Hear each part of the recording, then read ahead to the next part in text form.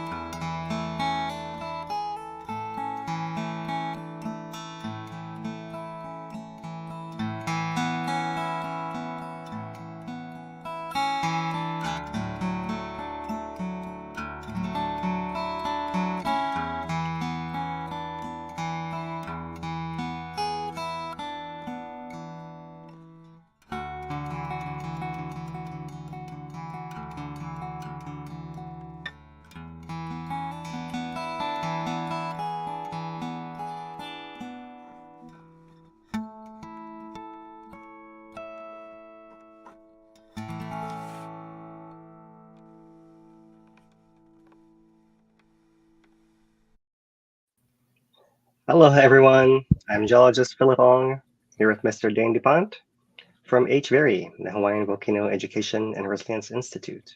Today is Thursday, April 25th, 2024. Kilauea is rumbling still, Dane. Mauna Loa is quiet, and we'll cover it as usual. How are you today? Doing pretty good. Been working on a bunch of different things, but yeah, it's starting to get a little more interesting up at the summit, huh?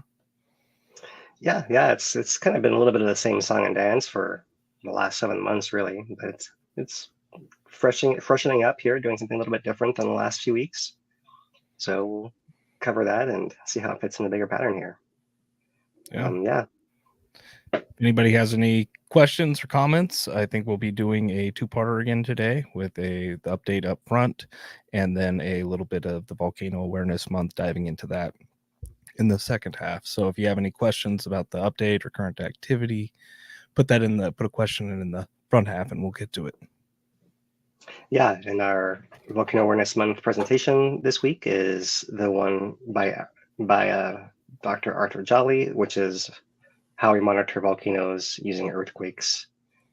And I added "and sound" because he does talk about how sound is an important part of their monitoring signals. So we'll get into that a little bit later. But to start off, let's get ourselves set up to do our volcano summary here. So, all right, let's move our screen around and put up the right banner here. All right. So in our Hawaiian volcano summary for this week, Kilauea has had a renewed group of earthquakes occurring deeper under its summit than a shallower cluster that has been happening recently under the South Caldera. So here you can see over the past week, events started off at high counts across the whole volcano. After that initial flurry of deep, long period events, which suggests magma moving deep in the volcano, there was a 3-day quiet before that same pattern has picked back up slightly more gently here in the last 2.5 days. If we look at the depth versus time, depth versus the last month here, we can see that the deeper earthquakes are the ones in yellow here. The ones in orange and red are the ones within the South Caldera area and around the rift zones within the shallower parts of the volcano. So we saw earlier in the month a few little flurries of these deeper earthquakes, but they really picked up about 2 weeks ago or so. And the strongest pulse was the one that occurred on the evening of the 19th. There is our 3-day gap, and we've seen it resume here in the last 2.5 days. Just to give it a bigger context of this is not exactly new. It's a escalation of a pattern we've seen recently. Zooming in a little bit, we see over the last week of time, depth and time.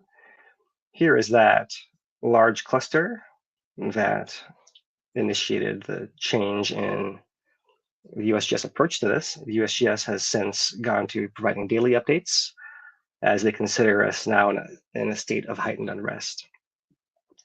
So there is that initial long period of flurry, a little bit of a gap, and here we are a couple of days ago, picking back up a little more gently, but persistently through the last 2.5 days here. So that's still ongoing. In the shallower regions, you can see that there were shallow earthquakes in the South Caldera prior to that.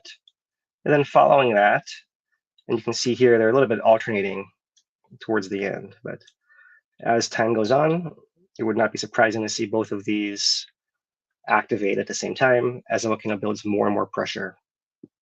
And we can see the pattern of that on the earthquake map here.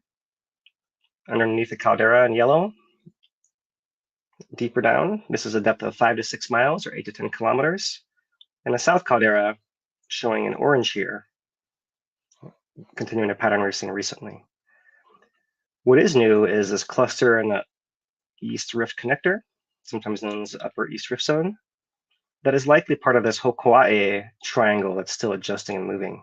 We've seen the same area activate in the past since the beginning of this whole intrusion sequence 7 months ago.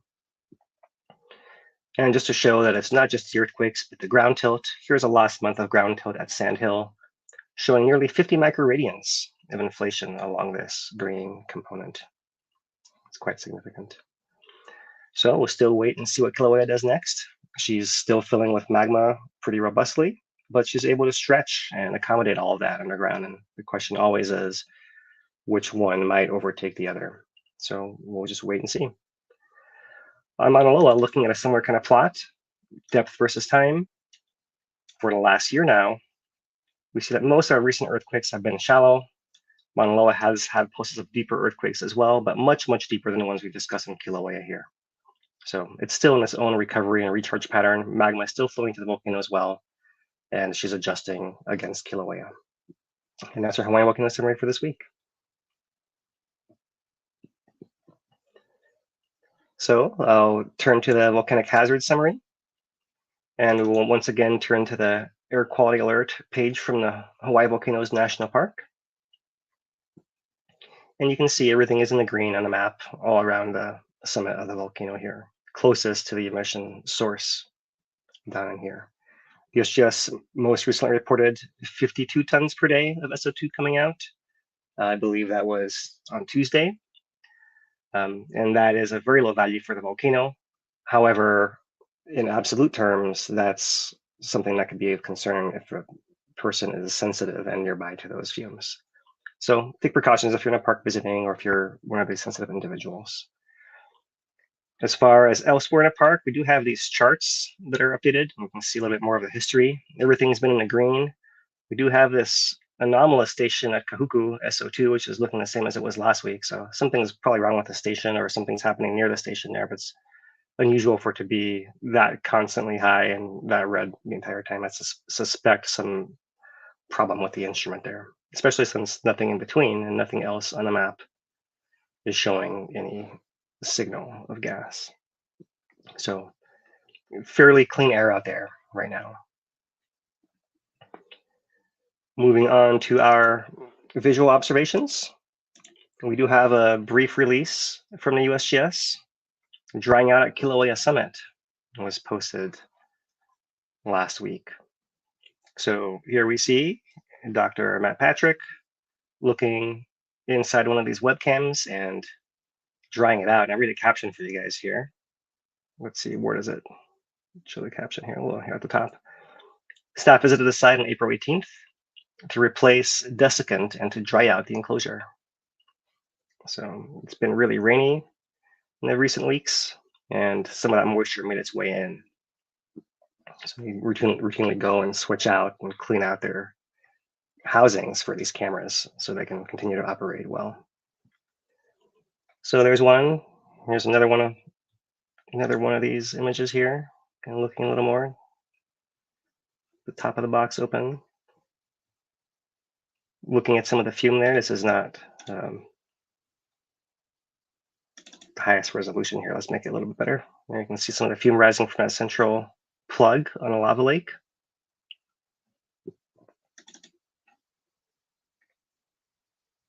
And otherwise, there's also a data release from the USGS with images of Fissure 8, Ahu'aila'au back in 2018. So while images on Kilauea currently are fairly calm, you can see we're still processing the massive amount of data that was collected in 2018. We're not just recovering from it as a community, but still catching up in all the science as well. So that's the little bit of visual update we have. We can check in on the live webcam, and let's make it actually live. So there's how it looked a little earlier in the day. It's been kind of rainy off and on. And here we see the sun casting a shadow of the western crater wall against the floor of the hardened lava there.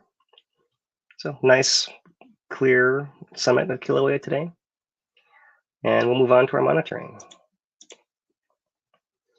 So it was on Saturday that we saw the break in a pattern from the USGS. And that was because of this increased seismicity. And so the very first alert they put out on Saturday, breaking the pattern of weekly updates on Tuesday, noted that there was not an eruption, but that they would be providing daily updates while at a heightened state of unrest. They note that activity, earthquakes have been increasing over the past 3 weeks beneath Kilauea Summit. And it's alternated between shallow earthquakes beneath the South Caldera regions and deeper earthquakes directly beneath the caldera. And ultimately, it was between 9:40 p.m. and 10:40 p.m. on April 19th, that 1 hour window, that they saw that moderate swarm of earthquakes occurring 5 to 6 miles beneath the summit. This activity indicated movement of magma in the subsurface. And by the following morning on the 20th, seismicity had returned to a lower level. So that was the initial update there. They did note at the time that seismicity in the Upper East Rift and Southwest Rift were low, not much gas. And here is the interesting part. They note the earthquake swarm had a strong low frequency component indicating movement of magma within the summit system. This activity appears to have been deeper than normal activity that has preceded the recent summit eruptions.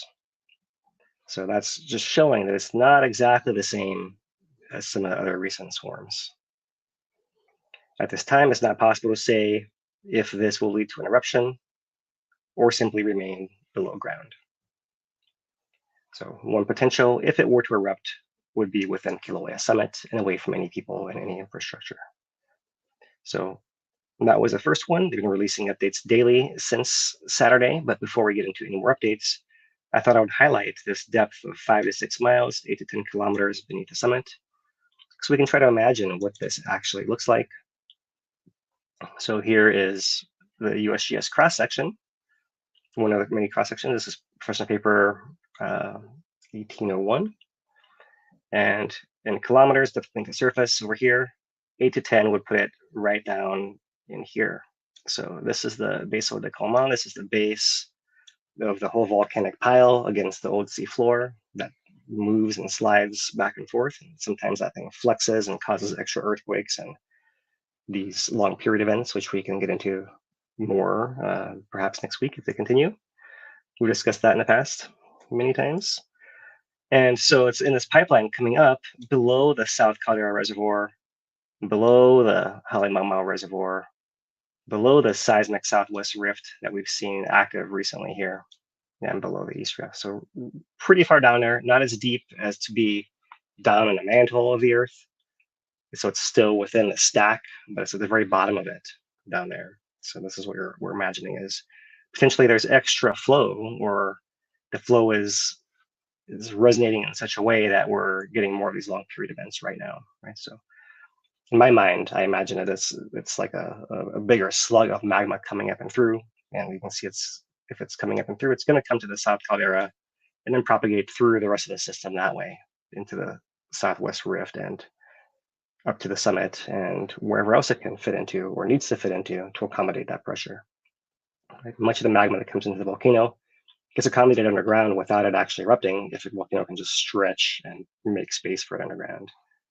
So that's been a pattern of the last 7 months, and she's been stretching, and we just wait and see if at some point there's too much magma coming up that it can't accommodate quickly enough. So that's what we're looking at down there, and that was the Saturday update. So I'll iterate through some highlights of what came afterwards. They did note in the following days that while daily rates of seismicity decreased, they remain elevated, with occasional short-lived bursts of low-frequency earthquakes, those being 10 to 30 minutes long and indicating continued magma movement in the subsurface. So by this point in time, that's really all there is to note in the Sunday update. Monday's pretty similar, so I'll skip over that one. Let's go to Tuesday, where we see a little bit of difference. Let's see if I can find it in here. No, actually Tuesday's still fairly similar. It looks like I don't recall what I was going to highlight there now. So let's go to Wednesday. And on Wednesday, what we see is that we're no longer getting mention of these low frequency or these long period bursts anymore, right? Although we have seen from the plots that the earthquakes have resumed in the last couple of days here. They also do note that a new emission rate of 52 tons per day of SO2 on April 23rd. And at that point, still on Wednesday, seismicity was low to upper east rift zone and in the southwest rift. But no unusual activity in the middle and lower sections of the east rift zone where people are living nearby.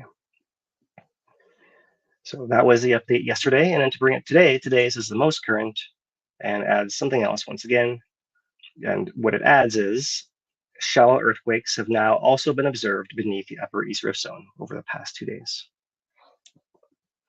So we'll look at that a little bit more, but that's the main difference that we see in the update today. Otherwise, it's much of the same prognosis, recapping the pattern that we saw since last week, Friday. And here we see shallow earthquakes between 1 and 4 kilometers, half mile and 2.5 miles deep have been observed beneath the upper east rift zone over the past 2 days. Most of these earthquakes have been smaller than magnitude 2. So small events and showing some adjustment there, and we'll look at that a little more closely in just a few minutes here. So continuing the monitoring signals, looking at the tilt over the last week, this is the Uekahuna station. We can see mostly these deflation inflation cycles that we still don't exactly know for sure what causes them, but has always been part of the background and believed to be that movement of magma within that near surface underground system. So the idea being some heavy magma, some degassed magma is trying to flush out, and it has to go through some narrow passageway. And while it does so, it allows the volcano to deflate, it drains out, and then it's replaced with fresher, more gassy magma, which then reinflates it back to its previous state. So perhaps it's something like that. And in any case, that's part of the background. And we often look at the overall pattern, maybe in this case, looking at where the tips, the high points of this chart are. And we can see there in that case that over the last couple of days, there's been a little bit of an increase in slope perhaps there, right, corresponding to this rejuvenation of the deeper earthquakes. And you see that a little bit in the earthquake counts too. Here we are, earthquakes per day. Yesterday we hit 120. Today we're on at a slower pace, but still elevated from what we saw 2-3 weeks ago. We've examined depth versus time already. Here's the last week zoomed in, and the pattern on a map here. Right, so I'll just point out that we do see a little bit of this hint of this Kīlauea fault structure. And these are the faults that trend in this direction. And you do see some of that in this trend right here. Right, so this is why the south caldera trend that comes south bends over. It seems to be deflected by this pattern. And we've seen this be somewhat of a triangle here. And when this whole thing moves, then the upper east rift connector is also in play to create earthquakes. Otherwise, we still have earthquakes on the south flank. That's normal background as well. And down in Pahala, and these deeper colored blue events right over here. These are colored by depth as usual. Okay, so that's the earthquakes. And in cross section, one view of this with all these small events plotted, and there you can see it, that cluster that's below this shallower structure and rift zones of the volcano there. And for reference, there's the deeper blue ones, and off to the side to Pahala. So over the last month of time, we can see the trend a little more clearly. At Uekahuna, there is pretty decent inflation here. We're looking at maybe over 10 microradians coming up with lots of deflation inflation patterns. We do see occasional spike when an earthquake jolts the tilt meter back and forth, but they come back to the same spot, and the ground is not offset by that event. And here is Sand Hill, which is really the more impressive one, since we were down here at negative 22 perhaps and come up to positive 28 perhaps, and that's 50 microradians in this area. That's been really like a roller coaster over the last many months here, rising and falling and rising and falling. So pretty impressive. That's really showing how the volcano is really still filling quite a bit, and it's just still be able to adjust. And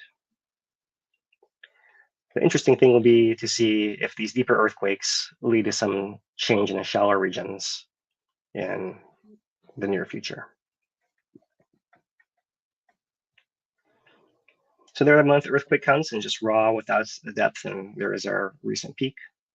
And in the context of the whole last year, you see we are climbing up. We're not very high in comparison to the intrusion in January, early February, but that was really unusual, that one, right? If we look a little further back in time, we can see the buildup to the June eruption of 2023. There, erupts, and then we have a quiet during eruption and recovers, builds up to the September eruption. So really our threshold back in those eruptions was perhaps around 1,000 earthquakes per week, somewhere in there. Well, we're not quite there yet. We're at today. We're not trying to get all the way up to here necessarily, but this is what am I trying to say here? This is how far up we've built back up so far, and it looks like a little bit further to go, although it's hard to compare exactly the volcano from one moment in time to the other, since we know that it's stretched and changed in between those times. So maybe it can't stretch as much, maybe it'll quake further or quake less before it erupts. Those are all little variations that are just the variables that you have to account for when you look at these signals. So over the last 5 years, now our plot's showing earthquakes per month, and you can see that our month of April is coming up a little bit higher than March here thus far. Looking at GPS across the main caldera of Kilauea, north to south. This line, when it goes up, is showing a caldera expanding and filling, and sometimes when it's going down, it's relieving that pressure. This is during that intrusion. And recently, it looks like it's been kind of flat. Right? So it seems to be balanced out, magma filling within the main caldera area and a magma that's filling south of there, and they're both pushing, and it seems to be keeping that piece of land in the middle somewhat steady, and the distance north and south also somewhat steady for now, until it adjusts in a different way. That's the summit. If we go down the rift zone, here is that similar distance north to south that I crossed the rift zone at Pu'o'o, and some anomalous signals here recently, but it looks like the trend is resuming, and overall there's no major change to be seen there. When we can look in more detail, we'll look at the GPS signals in a little more detail here. Let's go to our 2-year GPS signals. And these are now broken into 3 panels: the east, west on the top, north, south in the middle, up, down at the bottom. Usually the up, down is the one that's the easiest to read. If it's rising, something's usually lifting it from below, that's magma, and if it's falling, it's not. And then otherwise you can determine whether it's moving northeast, northwest, southeast, southwest from these other 2 panels here. So because these are 2-year-long plots, we got to zoom way into the right side and see there have been some little changes here at the summit, but nothing really major to note there, right? Some of the stations like Crater Rim that are right on that boundary between the main caldera and the Kīlauea fault zone to the south, you can see sometimes are rising faster recently, and sometimes a little noise in the data. But you can see it's changed from moving to the south and moving to the north very recently there at the Crater Rim. So what does appear to be the case is that within the last couple of days, perhaps the Kīlauea seems to be more active, and that jives with what we see with Upper East Rift earthquakes also picking up in that time period. So we can get lost in this pretty easily. I'll try not to here. I'll try to just highlight some of these features. One thing I wouldn't like to note is that the USGS has been fixing some of the broken links on our website. So there are more GPS data sets available online now. So I thought I'd pull up a few just to make our set more complete here for the Southwest Rift. So we have Cone Peak and 2 stations that are only indicated by their 4-letter codes, KOSM and TDES. So this is about 1.5 miles from the summit, 4 miles from the summit, and 8 miles from the summit. And this station at the right, you can see, was just installed in February 2024 is when it came online. So just after that big intrusion, likely USGS decided they needed more data coverage in that area and deployed TDES. So KOSM is the station that's closest to that Kīlauea fault zone that's shown the most movement.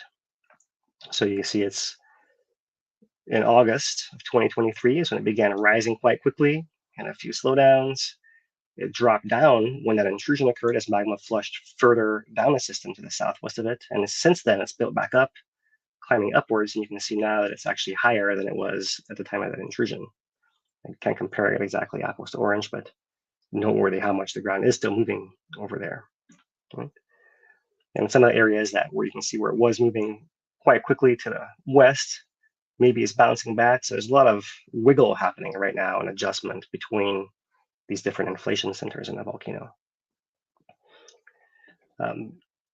Moving on, south flank of Kilauea. So Ahua still rising. Puhimau is still rising. Devil's Throat is one station that's further south from this main Kīlauea body, so it's on the southern edge of it. And recently, we've been seeing it actually look like it was dropping in elevation.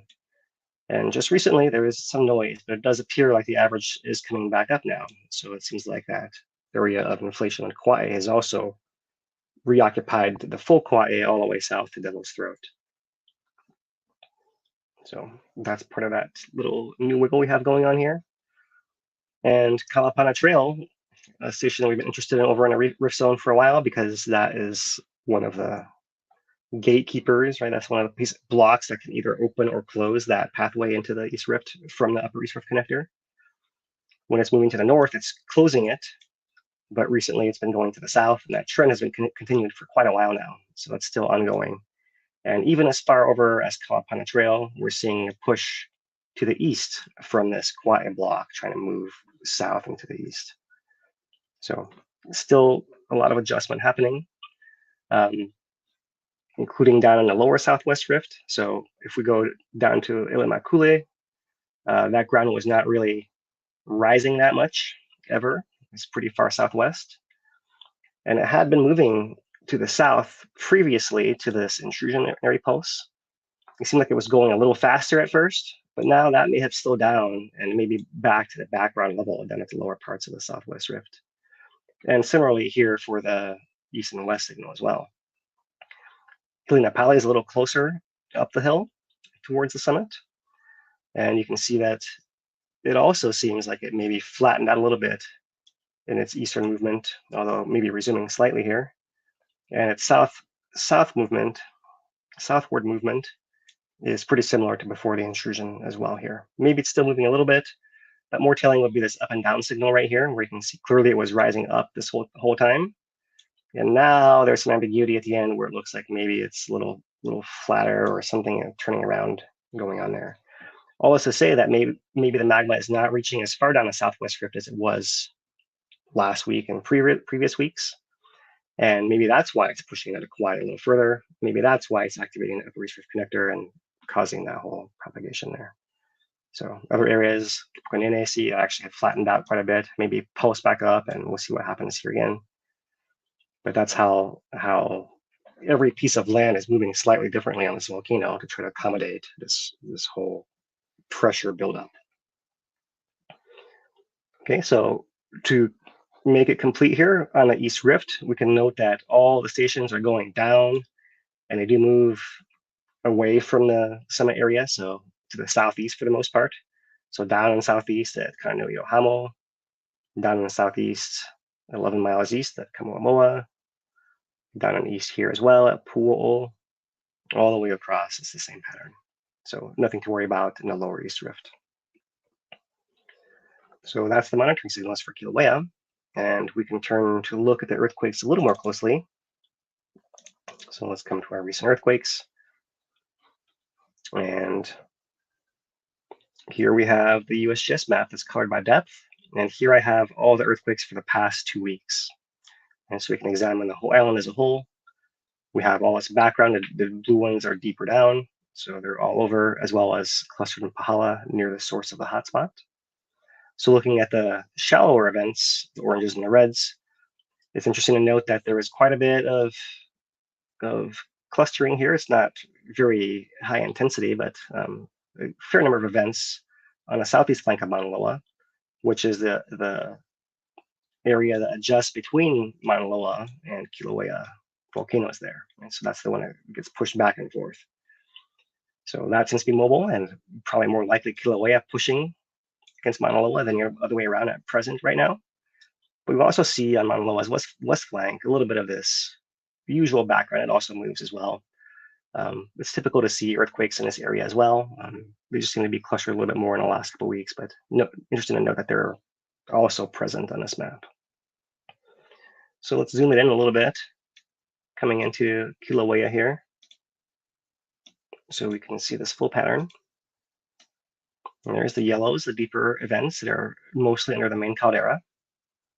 Just south, the South Caldera cluster is right here. Some of these events in the maroon are actually getting above sea level, pretty shallow. And there's that Kauai deflection, and we've seen before the earthquakes actually bend all the way across. It's also got some shallow events there moving too. And here's our Upper East Rift connector cluster. And it's not happening all the way up and down the Upper East Rift, but in particular, it's happening near Ku'oko'olau crater right through here, which is an area that's been noted in the past for having earthquakes whenever the Kauai activates, back to the 60s, in fact. So that's not unusual to see that potential as well. And one thing to point out is that this whole Kauai triangle zone, as I've been outlining here, if it wants to move to the south, then it could actually just as easily be activating earthquakes along this connector just by causing this block to move past the other one, something like that. right? This area could have earthquakes both because of magma intruding into the rift zone area and pushing its way through and causing it to move outwardly, perhaps something like that, there to there.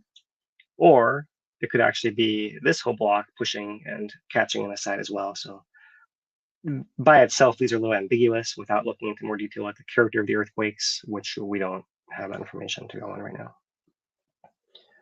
So that's the close-in look. If I come back and put this back to the last 2 days and show you guys what that looks like, now you'll note that there are still some South Caldera events, a lot fewer of these deep events because this earthquake map has a stronger filter, so it doesn't show as many as our previous graphs. But almost all of our Kilauea and Southwest rift earthquakes in the last 2 days have disappeared and been replaced by these Upper East rift connector ones. So maybe it's doing a little shimmy, or one side gave and now the other side's got to go, or hard to know without seeing the full pattern. You can only see it all in hindsight. But that's how it looks right now for the last 2 days. So we'll check in with this next week and maybe be able to make some more educated discussion about it. So I want to show a cross section of this area as well. So I've pulled back the last 2 weeks, and what I want to do now is just plot what that looks like here. So remember, it's not as many dots as the last couple graphs, but we have time depth as well. And the one that I like to show is the cross section A is on the southwest and B in the northeast. So there is those cluster of deeper earthquakes right through there. It's feeding upwards here. The main caldera is essentially this gap right here. They seem to be pushing into the South Caldera area, and that's propagating to the Kilauea fault zone over here. And this connects in 3D back to this area on the right, which is the Upper East Rift Connector, and that's the whole thing moving as a whole. Looking at earthquake rates, total counts in this area over that last 2 weeks, you can see that this is the most recent burst of activity here, and there as well. But it's been pretty high for several periods of time going back over this last 2 weeks. So that's the earthquakes there. We can come in and look at, you can look at the main USGS site just to see what's the newest event. You can see they're still happening as recently as a few hours ago in that area right through there. Yeah, these are the most recent events all happening in here still. Some in the South Caldera. And if we go to the largest events, have been, this was a 2.6 in the south flank over here, 2.5 in the South Caldera, 2.4 in the South Caldera, 2.3 in the South Caldera, 2.2 is the strongest one we see in the Upper East Rift Connector over here. So that's our landscape of earthquakes today, and we'll check back in next week on that. And one thing, just to put the context for these Upper East Rift earthquakes, I thought I would once again play this animation from the Iris Interactive Earthquake Browser. This is showing all the way from October until the beginning of March, right? And what I want you to note and focus on this week is Upper East Rift Connector area, and I'll zoom it into that. So let's get this going. I'm going to try to zoom it in here so you can see how there is our main post in October, but already in October and November and December, there are quite a few Upper East Rift Connector earthquakes happening then as well. This would all lead to the big intrusionary pulse that's going to happen in January. Here it comes.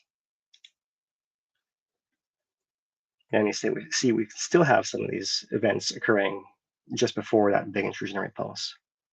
So sometimes they're occurring just in parallel, and sometimes they're happening right before, and it's hard to tell anything from them directly, apart from the entire system is more pressurized enough to activate different parts of the volcano. So there's that context in the last 7 months in the Upper East Rift Connector. And with that, we'll turn to Mauna Loa very briefly. Let's put Mauna Loa on the screen here. Over the last week, we don't see any significant change in tilt, just the daily variations, and very few earthquakes, mostly in the shallow regions here. Over the last month, we see more wiggle going on here, so some of these variable signals, and perhaps this has something to do with the fact that Kilauea is moving so much just south of Mauna Loa, and perhaps it's affecting it. We'll look briefly at that here as well. But over the last month, also we're missing most of these deep earthquakes. There are a few happening, but not nearly as many as we saw earlier in the year and last year as well. So earthquake rates, if you were to look at just this graph without looking at the labels, it looks like maybe we had something happening here a couple days ago, but when you go over and look, this is a peak of 6 earthquakes in one day. So this is all just still in the background, really, just very, very zoomed in. And in the context of the last year, this is a more accurate representation. These are the deep earthquakes under Mauna Loa last year. And in the last 5 years, those deep earthquakes appear as just a little blip compared to the buildup to that eruption in 2022. That goes back all the way to 5 years ago on this plot here. So yeah, that's Mauna Loa. You can see there's a cross section of Mauna Loa showing those deeper events down here as well, deeper than what we're seeing in Kilauea, just for some comparison. And as we showed at the beginning, that's time depth plot for the whole last year here. So looking at GPS, horizontal component, north and south across Mauna Loa caldera, it is a little slower now than we saw earlier in the year. So leveling out, some variation up there, some wiggles, but maybe the overall pattern is still rising a little bit, depending on how much you want to average it out there, how much you want to zoom it in. Maybe in the last month or so, not as much as the previous few. So there could be some influence going on, and maybe that's more believable if you come down and look at this upward component of MLSP at Mauna Loa Summit. And this one is actually showing a whole bunch of data points moving down from where they were previously in the year. So it does look like there's some funny adjustments happening up there, but nothing to be concerned about, just something a little unusual there. And so I thought now we could just highlight the improvements to the USGS map here. And what I've done is just plot that same map, but put on the GPS stations. And we'll just focus on a few stations between Mauna Loa and Kilauea today. So Kilauea Summit's right here, Mauna Loa Summit's right here.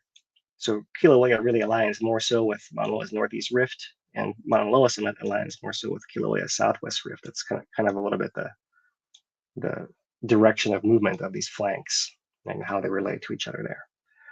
So if we come and look at this station right here, MLPR, let's go to the GPS displacement for 2 years. And you can see, looking at the north-south component, the most interesting one between these two mountains. This is the direction we'll see this wiggle back and forth. You see Kilauea has pushed it to the north and then relieved it during eruptions, pushed it north and relieved it during eruptions. And it was really pushed north during that intrusion in January. And since then has kept climbing, been moving north at a fairly high rate. So Kilauea Summit altogether, and the beauty of this station north of the caldera is it's going to catch both the summit, South Caldera, and Kauai all together. All of that pushing to the north is producing this effect on this flank of Mauna Loa. You can see how fast it's been moving to the north right there. We go to the next station over, KFAP. Let's look at that one. This one is fascinating, the north-south component. So let's put the scale here. This is 2022. That's the Mauna Loa eruption right there. So Mauna Loa was filling at its summit, pushing the station to the south. And then shoves it really far to the south when it actually erupts. We have an in-between time, Mauna Loa still pushing a bit. And then Kilauea starts pushing back. We see the intrusion come through this January, beginning of February, and it gets pushed back to the north, almost as far back as it was before it got pushed to the south from its Mauna Loa eruption. This piece of land really is doing a shimmy back and forth there. And currently it's still riding to the north, showing how these pieces of land can really get pushed back and forth between these volcanoes. So maybe let's just do one more. Here's Ainapo, a little bit further to the southwest. And so this one you can see has got more of a Mauna Loa influence, moving south, and occasionally has this north push. And over there, you see it's still moving to the south for the most part. Maybe not as fast as it might have been doing before. Maybe not that fast, hard to tell. And maybe that's because Kilauea is pushing back a little bit, but in this location, the push from Mauna Loa is stronger. So fairly localized effect right in here. But you can see how even right in here, Ainapo is a little bit getting past the alignment for Mauna Loa Summit. So there could easily be some effects happening in the middle right over here. And that's what we'll cover from Mauna Loa today. So with that, we'll turn to Volcano Watch. I have to reload this because I don't have this up quite yet, but we have today a new Volcano Watch introducing HVO's new online eruption map. And we just had a volcano awareness preview, was it last week, about the mapping by Mike Zoller? And he discussed, in fact, producing online maps to be accessible during these rapid response times. So this is something that they had hoped to deploy during the Mauna Loa eruption, which didn't last long enough for them to get all the way through deployment. And they've managed to overcome all the bureaucratic hurdles, all the regulations, because normally every map that they put out has to be approved. And so they found a way to release the layers onto this living map while putting in safeguards for verification from their staff to make sure that what they're putting out is still accurate. It's just in a slightly different format and a slightly different procedure that it gets put out. So it's going to be using ArcGIS. And it went online back in March to be ready for the next eruption. And what they have is lots of sublayers that are currently empty in there. The idea being that they can actually work on these layers on the fly and have them just be updating automatically without having to publish a new layer or anything like that to the map. So pretty cool for them to see that. If we're going to do that, let's come out to the ArcGIS, go through the acceptance here, and I'll show you guys what this looks like now. Open in Map Viewer. And there it is. So we only have plotted on here the two most recent eruptions, Mauna Loa and Kilauea, but you can see how this would actually look. Right? You can have this GIS interface with live data potentially coming up here. Dan, you want to add something? Yeah, I was just going to say, like, this is basically what I've been asking for from USGS for maybe 5 years at least.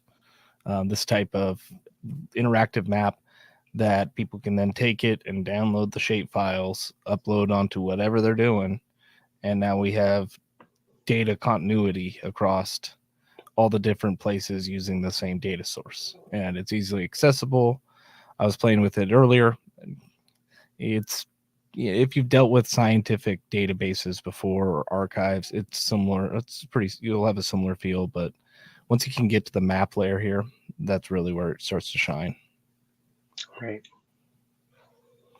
So pretty cool there. Awesome from the USGS. That's Volcano Watch this week. It is still April and still Tsunami Awareness Month. So very quickly, just to remind you that is the case. And I'll just highlight one of our community events as we switch to our community corner coming here. The Pacific Tsunami Museum has been hosting all kinds of events. And this upcoming Saturday is Keiki Education Day. Free entry for Kama'aina, 9:30 to 4. And there are fun activities all day. Wave in a bottle, where you live in a tsunami, compared to tsunami zones, earthquake simulators, scavenger hunts, as well as education programs at 9:45, 10:45, 1 and 3 p.m. Some are all ages, some are for 3rd grade and up, and they're unveiling a new artifact from one of the locomotives in Hilo that was impacted by the tsunami as well. So pretty cool. You can check that out if you are in Hilo on that day. And rolling into our community corner then, I wanted to mention on our own end, next week our update will be on Friday instead of our regular Thursday time, because that's going to be the 6-year anniversary of the 2018 eruption that began May 3rd in Leilani Estates. So we're going to have a special forum for you guys, as we've been doing many of the last few years. Invite some of the local community members. I'm not sure we'll be able to get any of the representatives because there's a lot of other stuff happening booked at that time as well. So we'll see, we'll get who we can and have a good discussion for you guys on that evening. So next week for us, it'll be Friday. We'll remind you through other posts as well earlier in the week. But just heads up for now, 5 o'clock and a little bit different than what we're doing today. Right, we'll come back to our regular pattern of update following next week, or sooner if something happens in the volcano as usual. The only other item in our community corner is that there is still construction ongoing at the national park. If you are going to come and visit the national park, now is actually a fairly good time because April and May are the shoulder months here when it's not quite as busy before the summer rush of June, July, and August, when they expect the combination of high visitation and all this construction to create delays and congestion. So all the projects are still as described previously at Wikahuna, the entrance to the park, the visitor center, and at the tree molds area on Mauna Loa Road. Right? All the staging areas for all these different projects, which are all part of the recovery process for the national park following all the damage in 2018. We're still working our way through that. And now it's time to pass it to Dane for some thank yous, Dane.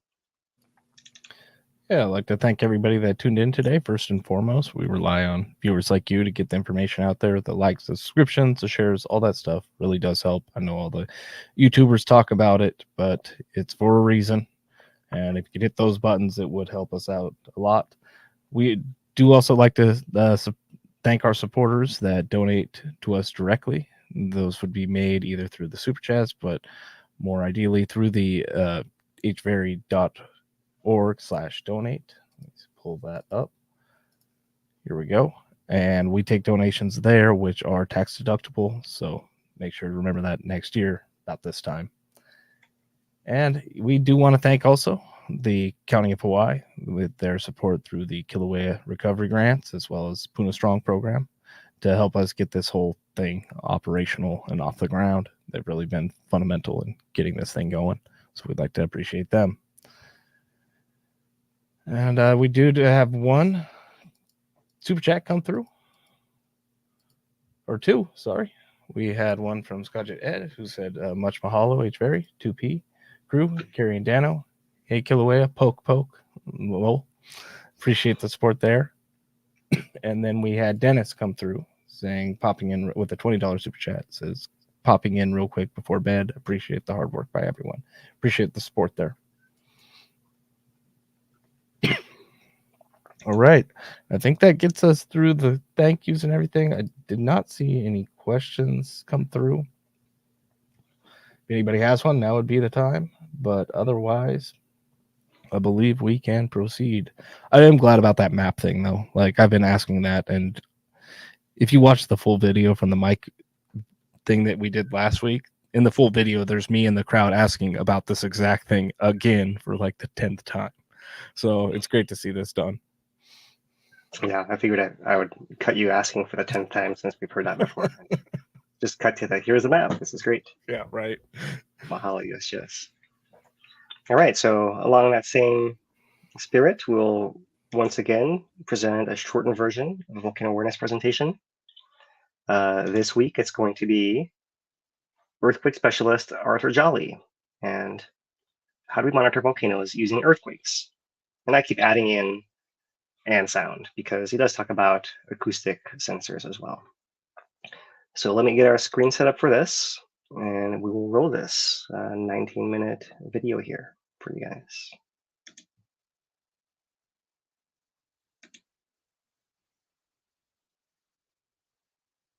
Thank you guys so much for having me. My name's Art Jolly, and I'd like to give a little bit of a background in who I am and what I do. So I am a volcanoseismologist, which means I study earthquakes that occur on volcanoes. But I also specialize in volcano acoustics. And the first case study that I wanted to talk with you about is a place called Ambai, which is in Vanuatu. Ambai is a small shield volcano, so it's very much like our shield volcanoes. It's a fairly big island. It's maybe 10 miles across from there to there. And it has a population of about, had a population of about 11,000 people. And that volcano went into a state of unrest back in 2017. So we went out there and we deployed some sensors. We wanted to help the local monitoring agency with their monitoring and their decision making. The other aspect about it is that if you have an eruption, it produces this ash. It fouls the water in the cistern. It's all local water supply. And as soon as you get ash in it, it becomes acidic muck, and it's undrinkable. And so very quickly you have no water and no food. So it becomes a pretty bad situation pretty quickly. This again shows the volcano. This shows some data we collected. The top one is seismic data, so ground shaking, and this down on the bottom is the acoustic signal. It's sound waves that are propagating across the island and being reported. And you can see event after event of eruption after eruption that occurred. And they very quickly mobilized evacuation. And this shows one of the cargo vessels go to a local village, and all people would gather up all their supply, all their home belongings, put them on the barge, and you can see all the people here, hundreds of people, and they would ship them over to the neighbor island until the eruption ended, and then they could go back home. This right here shows another volcano that's in Vanuatu. It's very near there. It's called Yasur volcano. And Yasur is famous for a different reason. It is erupting every couple of minutes. It'll produce an explosion. And I have a little video clip that I'll show you here. This is from a camera on a drone. You can see the explosion occurs. And that explosion shoots out all this, what are called ballistics. And if you keep an eye right there in the front of the screen, you see that that it actually put a ballistic right where the camera and the drone was prior to that. And what I want you to note here is these ballistics are going in a specific direction. And that's actually quite important. There are example after example after example of these sideways directed eruptions, and the hazards that are posed by the people who have been killed by these sideways directed eruptions. And this just shows an example of an experiment that I did at my former company, where we launched a helium balloon. And on that helium balloon, we strung a set of acoustic sensors to listen to sounds. And then we hovered it over that same volcano that you saw the video of. And what's important is, if you look at this plot here, it shows you that when we have scientists who measure the direction of the rocks that fly out of the volcano, they are pointed specifically to south and southeast. So there is directionality, and we wanted to see if you could see that in the acoustic data, the sound data.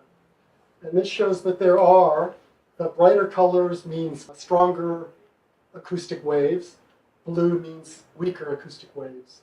And in general, depending on the crater that you're looking at, you have this directivity eastward and southward there.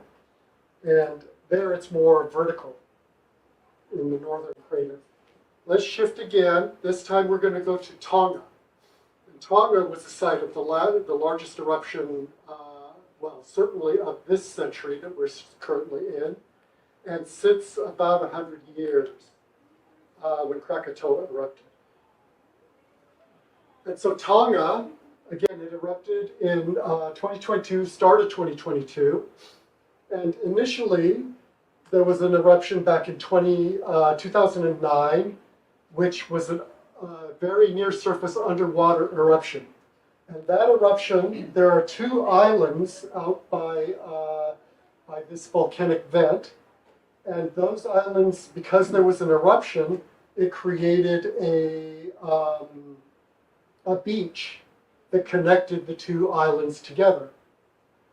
And then in 2022, this big, massive underwater eruption occurred, and it actually destroyed much of that beach. Much of this beach got destroyed as a result of that eruption. And that was back in 2021. There was minor eruptive activity. Early as 2022, there was a big, large, globally sized eruption. This shows the barometric observations, so basically the sound, the low frequency sound from that eruption at a local seismic station at the capital. And this shows some acoustic observations from New Zealand. So you can see this onset of the eruption. And this shows some acoustic observations here in Hawaii associated with the eruption several thousand miles away. So how do these waves propagate so far in the atmosphere? And some people could actually even hear these things. In Alaska, they heard the eruption that occurred in Tonga. Just amazing. Most of the sounds are what they call infrasound, and you can't actually hear them. But in Alaska, there were certain atmospheric conditions, and they described it kind of almost as a crackling sound. It was usually like in the very quiet little villages. You know, they don't have very many cars in some places. It can be very quiet. It can be, I think it was nighttime at the time, and very cold.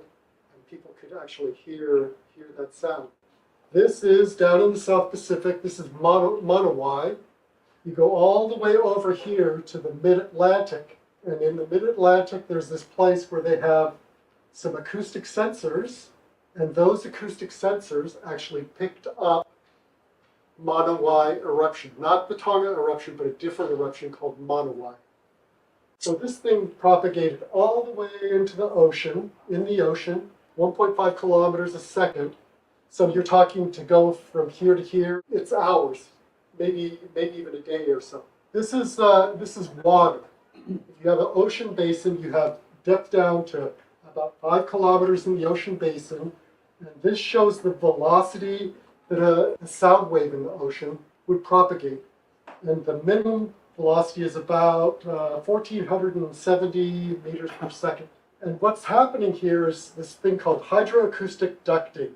And when you have a low velocity layer that's throughout the ocean, this is your duct. This preferentially guides sound waves in the ocean.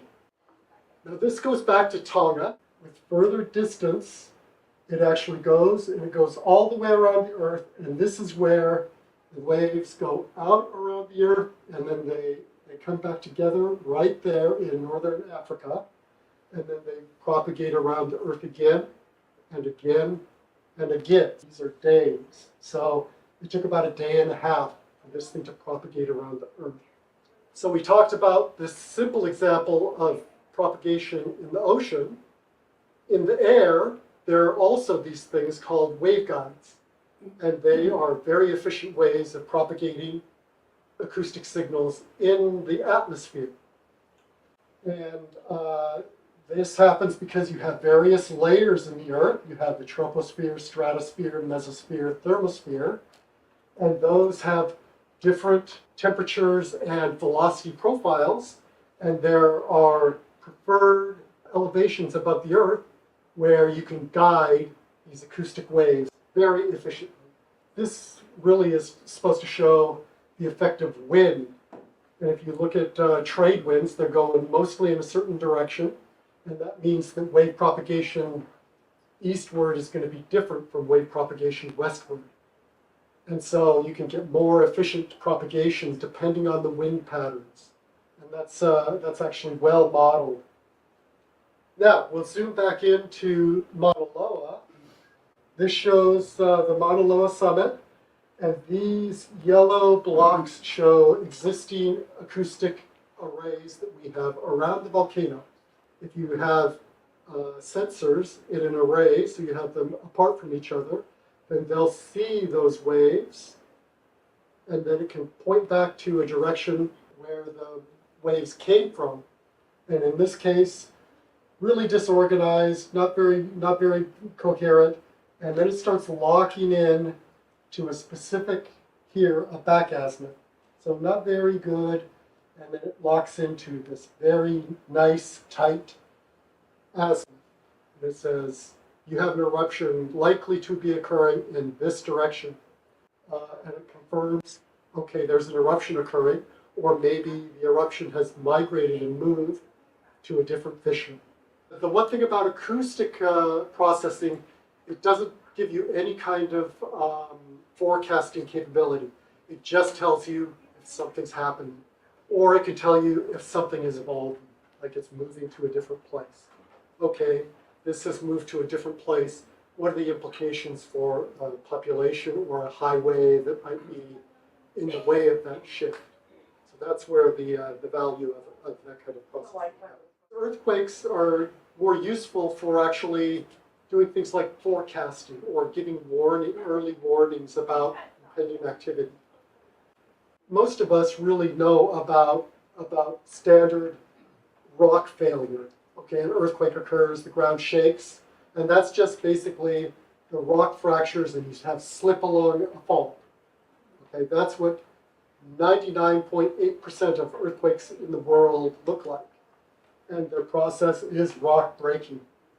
But when you get into volcanoes, then you have lots of things happening. You have hot materials, you have materials with lots of gases in them, and so they have fluids percolating through the system, and you have the movement of magma, and so you produce different kinds of seismic signals, and they're quite unique to volcanoes or other places that have these fluid migrations in the subsurface. And then you can produce different weird kinds of signals. And this shows something called an LP earthquake, which is long period. This one's volcano-tectonic, VT. LP is long period. People think that it's a result of fluid flow down in the earth. Now, there are also a subset of earthquakes that are increasingly being observed, and I call them personally HF earthquakes or high frequency earthquakes. And I think that these things are a result of, again, fluid flow, but fluid flow specifically in a very hot environment. And then there are these things, and they are called VLP. You can see here, there's some higher frequency and lower frequency, but overall there's this very low frequency at about 10 to 20 seconds duration. And that's VLP. And that's associated with some rapid near source deformation. This shows an example event. This one is in New Zealand, and it shows this nasty noise. And then you can see this signal coming in here, and it looks like you could see different kinds of things in that signal. If you look at the characteristics, the waveform characteristics, there's actually features that are very low frequency, and high frequency in that signal. And if you do some filtering on the data, you can see you can separate out this high frequency, LP, low frequency, and VLP signal, all in one event there. So this tells you something about the process that's going on underneath that volcano. Okay, this concept that I wanted to give you about this acceleration of rock breaking occurring, leading to eruption. This shows 5 different eruptions, the last 5 eruptions that have occurred. And you can see that each of these eruptions were preceded by a different kind of pattern in where the earthquakes were locating and how that deformation was being responded to by the overlying burden of rock. And as it did in this first eruption, you had activity in South Caldera, and it propagated down the southeast rift zone. And there it propagated even further down the southeast rift zone. And then in 2023, it actually started to propagate down the southwest rift zone. And it went even further down the southwest rift zone, and then even further down the southwest rift zone. But each of them ended up, the relief occurred at Halemaumau crater. Almost always, the weakest place for it to erupt from is Halemaumau crater, which is It's actually a good thing. So basically, volcanoes worldwide share many similarities in terms of the signals they produce. So you go to a volcano in Antarctica, New Zealand, Vanuatu, Hawaii, Alaska, they're producing similar kinds of earthquakes. Rock-breaking earthquakes, LP earthquakes. These volcanoes produce, all of them produce these similar kinds of events. And they tell you different things about what's going on. VLPs, they tell you about small deformations that occur in the system. And we can use these things to interpret unrest at volcanoes. And it's like a cookbook. Volcanologists around the world see these same kinds of events, volcano to a volcano. They sometimes present in different ways. New Zealand, the volcanoes are really hard to interpret because they are such small batches of magma in the frequently erupting volcanoes. And so the batches are so small that you can't really, it's a real guessing game if it's going to erupt. You can just almost just say, well, we're in a heightened state of unrest, and please beware around this volcano. But they have similar signatures. That's really cool. It requires significant skill to distinguish a full range of observations. You know, I think that you guys probably I hope you have a better understanding of what the monitoring scientists are doing in terms of the seismic data, in terms of interpreting the results and giving information that is going to be useful to you guys. There's skill involved in it, and I think that skill is hard-won and useful. Hawaiian volcanoes often have outsized signals compared to other volcanoes globally. And this goes back to exactly what I was saying before. When I was in New Zealand, boy, it's hard to forecast eruptions in New Zealand. And by comparison, I wouldn't say it's easy here, but the signals are outsized. You have bigger earthquakes, whereas New Zealand, you might have little tiny things that you can barely interpret. Here, you have magnitude 2 and 3 earthquakes, and they can give you this forewarning about heightened unrest. Last point, hazards vary from volcano to volcano and may depend strongly on the populations on the flanks of the volcanic systems. We probably have a lot more resiliency to the types of volcanic hazards that we face compared to people in Vanuatu, for example. They may not have food, and they don't even have a grocery store to go to, even if they wanted to. Their predicament is far different from our predicament. I really enjoyed talking to you all.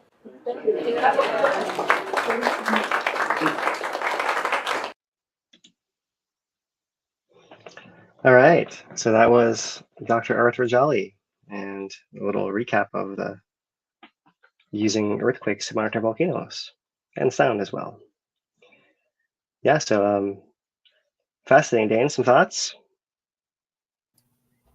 Yeah, I mean, it's such a evolving field to me with the precision instrumentation. It really opens the door for so much, and we're just getting to the point where, you know, we're using sound to be able to monitor, not only monitor, but help forecast and understand what's happening. Like when, I don't know, it's just it's always interesting just to see how things are developing in the field. Yeah, we saw, I think, some of this work that was briefly discussed here when he discussed Mauna Loa, that the direction that the sound came from and when a signal is stabilized, that's when the called eruption actually beginning. We saw a Volcano Watch article on this maybe 3 weeks ago now that was really looking at the timing of it based on the acoustic signal. So as you said, it's not something that you can use to forecast, but if something's happening and you can see what's happening that way, or if it's super cloudy and you can't get a satellite view or you can't fly a helicopter, you can still use a sound to pinpoint where the vents are, and that could be really useful in certain situations. Right. So great tool to have in your toolkit. And the other thing which is interesting is most of it's all infrasound, right? So that's below normal hearing. So none of us could actually hear any of that sound except in very rare cases. It was interesting to see how they're still using that signal, but the instruments can detect for this work. I think that's fascinating too, since we all hear differently, of course. Right. All So right. yeah, that was Arthur Jolly there. And yeah, interesting to know how the waves propagate all the way around the Earth, how the wind affects things. Those are all fascinating things to me. I've discussed those a little before. This does remind me though that we, since then we've gotten some better microphones, and so apologize for the sound quality of that a little bit there. We could not get the microphone set up in time for that one. And yeah, great that we've made some strides already since then. Yeah, definitely. So yeah, we did have a question that came through. I'm trying to find out a little bit more about it, but it was about, you want to do that now or? Yeah, let's do some. Yeah. All right. So we had one from HG. Why does the sheep seismometer station show elevated seismic activity all the time? Where is it located? Referring to the Two Pineapples live stream. Yeah, I don't have that in front of me to know. I don't know where that one is off the top of my head. But yeah, it's interesting. Some stations can have effect from nearby, whether it's a road. We know that some areas are near roads. Sometimes it can be a very windy spot, just like right on a ridge of a windy spot. We have a station in Lower East Rift that is next to a quarry, so sometimes there can be quarry signals, right? You could potentially be picking up some ocean signals depending how close to the ocean you are. So these are all considerations for seismic signals there. And every station is uniquely different.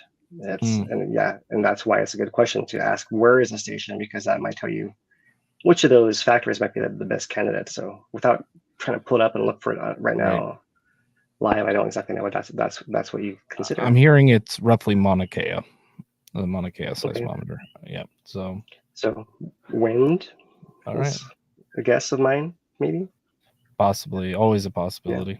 Especially if it's down in the saddle right there. I think maybe that's the one in the shadow, right, in the sheep pen that's like on the way up. So that would make sense. Yeah. Pretty windy, I think, in there. So that's my guess. But yeah, the wind does produce different spectral signals than like low frequency earthquakes as well, right? So maybe you could pick that out there. And clearly all the signals have a little bit of different character to them as far as like what the background noise looks like and how they express the intensity of earthquakes, right, in their signals, how red they get or whatever color scale you're using.